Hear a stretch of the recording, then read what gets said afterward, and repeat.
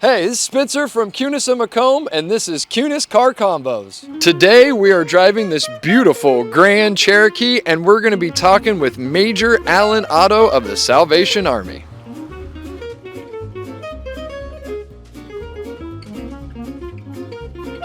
All right, so today we have here Major Alan Otto, Corps Officer of the Salvation Army. And actually, Alan, I started off our conversation with, is Major actual part of your title? It is my title. I'm an ordained minister, and when the Salvation Army started, our founder realized he needed structure, and the best running organization at that point was the military. So he was wise enough to say, we need structure, and gave people different ranks for the amount of years and the kind of things they do. That makes complete sense. And first and foremost, thank you so much for joining us today. We really appreciate it. And thank you so much for what you and your wife Pam, correct? Yes. You and your wife Pam do for the community, Salvation Army, and Macomb in general. So thank you so much for that. Just a refresher, I know a lot of people know the Salvation Army, but could you just share a little bit of what the organization's mission is, what it does? The Salvation Army's mission, and it's been since 1865, is to preach the gospel and to meet human need without discrimination, to serve the whosoever, however we can, the best we can. No, that is one of the great things about the Salvation Army. Now, what got you started in the Salvation Army? What brought you into it? Actually, it was two things, and it's going to be really unique. One is I saw that there was a disaster overseas, and the Salvation Army was there. So I went into the local Salvation Army and said, I wanted to give some money. Can I give $10 to help out? And they said yes. And I said, out of that $10, how much actually reaches overseas to that country? I said, I know everybody's got to take a little bit to help all the time in that. And they said, oh no, not the Salvation Army. We are very strict with how we take the money that people give us. So like you gave us $10 reaches that country that you're giving it to. Okay. And I was like, oh my goodness, really? You don't like take a little bit to cover your time? No, we do what the donor wants done. That started drawing me in. But another thing, which is a little known fact, the person who started the Salvation Army sat and ministered to a man who was named Jack the Ripper. And he shared the gospel with Jack the Ripper and believed the love of God could reach even a man that hated. And I wanted to now know more who this William Booth was.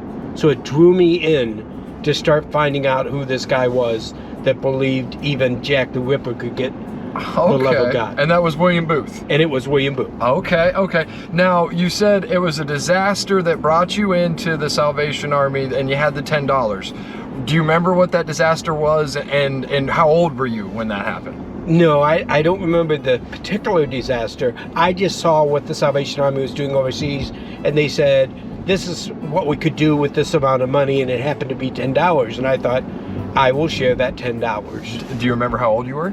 I was a young adult. Okay. I was 16, 17. Okay, still high school age? Yeah. Okay. So with working with the Macomb community, what's one of your favorite parts about that? Oh, the generosity of the people here that allow us to do, with God's blessing, what we do. Okay. We give out, like for example, out on our free table out front. We don't take no names, no information, where do you live. We put it out Monday, Wednesday, Friday morning, and every month we give away about 10,000 items. And what kind of items are we talking about? It could be from Little Caesars pizzas to Pepsi's donated Pepsi products, to Walmart, Aldi, Hy-Vee, and their donated breads and meats. Okay. And we just hand it out and make it available. They stand in line no matter how the weather is because they need it. Awesome. So just the generosity of the community in general, which I'm sure empowers you to do more and to continue what you do on a daily basis, right? It shows you that, hey, these people need help and there's people that want to help. Yes, I've always believed that if the people believe in the Salvation Army, they will support the programs we do. Kunes, for example, has come alongside of us not only with money, but this last Christmas, and nobody knew about it, are donations of in-kind of canned goods, vegetable soups, Okay. all the was way down. But we didn't complain, because I have a fine line between trusting in God and communicating to the community our need. Okay. We didn't have food for our Christmas food boxes. We didn't have boxes. We didn't have a lot of things. And then Kunes called us up and said, we'd like to give you about 150 food boxes. I knew that was God-led. I knew God intervened and used Kunes not only with the $4,000 check, which was very generous, but also with all this food and all the boxes that had Kunes on the side, which we're now using for our food boxes. So when people come in and get our food boxes now, until the Kunes boxes went out, they get a box on the side, and I don't have a problem promoting our partnership between Kunes and the Salvation Army. Yeah, no, and we appreciate that, and that is sounds like a very serendipitous situation, and that's what it's all about. It's a blessing, as we talked about earlier. Now, with the community wanting to help, what are some different ways, if somebody does want to help, what are some different ways they can get involved and help out? We have not had a Salvation Army canned food drive since May. There's been canned food drives, and they've gone to other pantries, which are doing good things also. But we could really use canned goods, and we could really use somebody to do a major canned food drive, because that's how we are able to restock our shelves and give quality food boxes. And how I identify a quality food box is it's meal oriented. We don't just throw things in a box. Spaghetti sauce, no hamburger. Spaghetti sauce, no noodles. No, we try to make it meal oriented, and all those gifts in kind like that, canned food drives, allow us to have a quality box for the people who are coming in for the help that we need. For example, this morning alone, we did 24 food boxes. Okay, and that's just people bringing the food in, you guys putting them No, in. that's 24 food boxes of people saying, can you help me? Oh, okay. That's 24 food boxes that went out our doors, that were requested for help. Because this is the day that we also had the free table that we were allowed. And we do that simultaneously so that people don't have to make numerous trips and save their gas. And or many of them who walk or take the bus, they can do it all in one trip. Yep. And we use banana boxes, and we use the Kunes boxes, and so then people can have enough food. One of my heartbreaking stories is one of our wonderful, generous donors who's donated for decades. Him and his wife live on a fixed income. They now stand in line because of cuts that have happened in their finances and not being able to stretch it. We now help a couple who used to help us help others. Yep. Well, and that's full circle. It is. That's one of the good things about it, for sure. So they can donate some food cans now. Is there some volunteer work that's needed? We do a couple things throughout the summer. We need things. This summer we're going to do, and it's something that's on the table now, whether to continue do it or to cancel it. It is, we've done about 150 to 175 bags of food every week for local children when they're not in school. And local children means the whole county, not Macomb, because there are some good programs that are already running here, but in the smaller communities, they don't have the resources. Well, we right now are 19,000 short of our Christmas goal, and if I don't get more money coming in for our Christmas effort that helps us sustain us through the year, then I will have to cut. And there's one of the areas that we have to strongly consider is the summer program that we give. And we give a bag of food for children that there's no cans to open, there's no thing to cook. It's just stuff they can open up and eat. And we've seen numerous children who get them will open it up and eat and sit under the tree and eat it, or because they appreciate it, because there's no summer programs in many of these communities.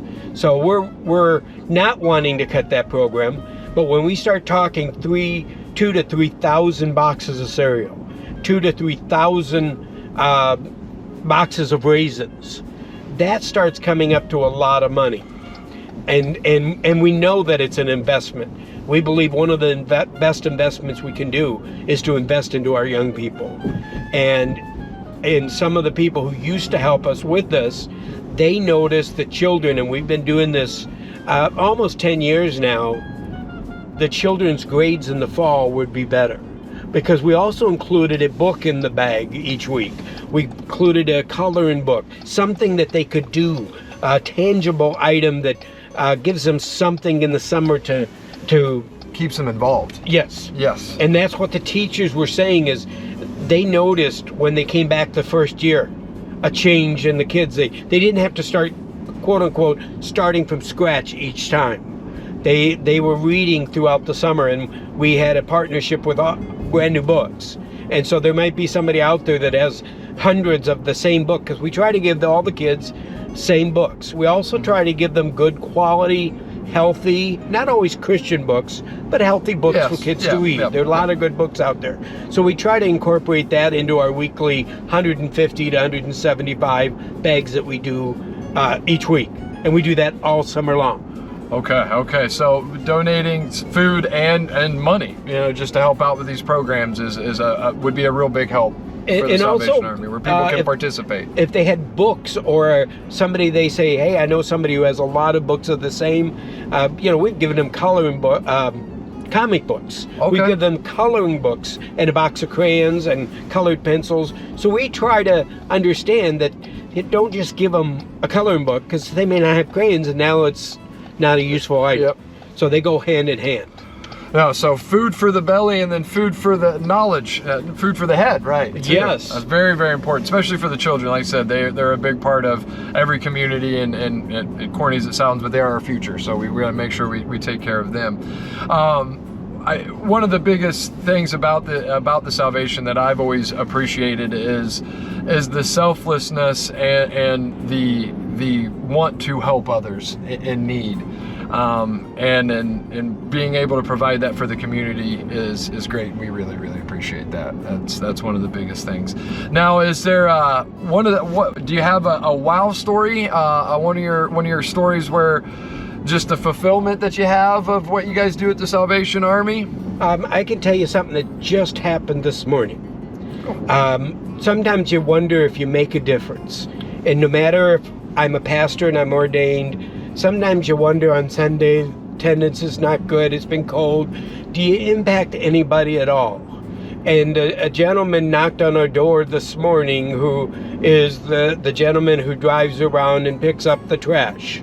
And I'm grateful for everyone and what they do, because, if they didn't do their job, we'd have trash everywhere. Yep. So I'm really grateful. And so the guy knocked on the door, and we just thought he was going to say hello. And he said, is Otto here? And I heard they called my name, and I said, they said, just wait a minute. I come to the door, and he says, are you the Otto that was over in Burlington, Iowa? I said, I am. I said, how do you know me? Well, he's somebody who came through a prison ministry, somebody who came through a volunteer opportunity through the Army, and I never even knew that I made an impact on him or the Salvation Army. But he wanted to come in and say thank you and say hello and introduce himself, that in 2009, he met me. And here it is, 2024, 15 years later, he remembered my name, because my name's not important. I've always had this belief, I want them to remember my example, not my name.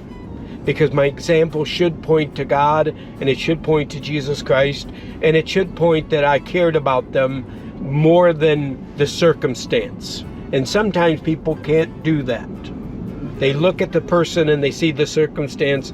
I look at the person and understand there's not a person who's not made a mistake. Just some people got arrested for them. Yeah, and that goes back to I think with the mission statement of what the Salvation Army is going back to Jesus Christ and looking at the forgiveness. Yes. And the gratefulness and aspect of it. So it sounds like just hearing thank you as one of your favorite parts of what you do. Acknowledging that making a difference in people's lives. That's what that meant to me today. Not so much a pat on the back, but that we are making a difference, and you never know who we're impacting. And I say we, because again, I can't do what I do without the generous people who give to the Army and give the food and give the resources that allow us to do the things we do. I've never forgotten that. I've also never forgotten where I come from. I'm the 9th grade dropout with a 3rd grade reading ability, with dyslexia and a speech impediment. That God said, "Are you willing?" And I said, "No." And he said, "Are you willing?" And I said, "No." And finally, on the 3rd time, he said, "Are you willing to follow Jesus?" And I said, "Yes." And he changed me forever. And that impact you want to try to impart on other people. I just tell people, if he can do it in me, he can do it in you. Yes. That is awesome. Now, how long have you been in the Macomb area? 11 years. Okay. And have you been with the Salvation Army that whole time? I've been with the Salvation Army. This June will be 25 years. Okay, so you were making impacts on a different community. Burlington, Iowa, Peoria, Terre Haute, Indiana. We've moved around wherever God led us. And wherever God blessed you to go, right? Yes. That's awesome. Now, do you guys have any events or anything upcoming that you would like to share? On a Sunday, we're going to be having a lunch and inviting people who stand outside in line and come in for the food boxes to come to join. And it's a combination church service / luncheon. So they'll be able to come to hear God's word and also to get a hot meal around the table. So food for the belly and food for the soul. Again, that's my motto. That's what I want to do. I want to provide it. I don't allow anything that we do. If you don't come to church, we'll still serve you. If you don't believe in God, we'll still serve you. That's what we're supposed to do, I believe, on behalf of Jesus Christ. Yeah, I full-heartedly believe that, because that little bit of kindness might turn them around and make that impact that you said that is one of the most important parts of what you do. And that's why I do it. Yep. No, for sure. Well, I really appreciate your time today. Thank you so much. I learned about, the major status and what has started the Salvation Army, not as an organization, but for you. And I really, really appreciate your time. And I can't thank you enough personally, the example that you show to other people, because everybody could help a little bit for their fellow man. So thank you so much. Thank you.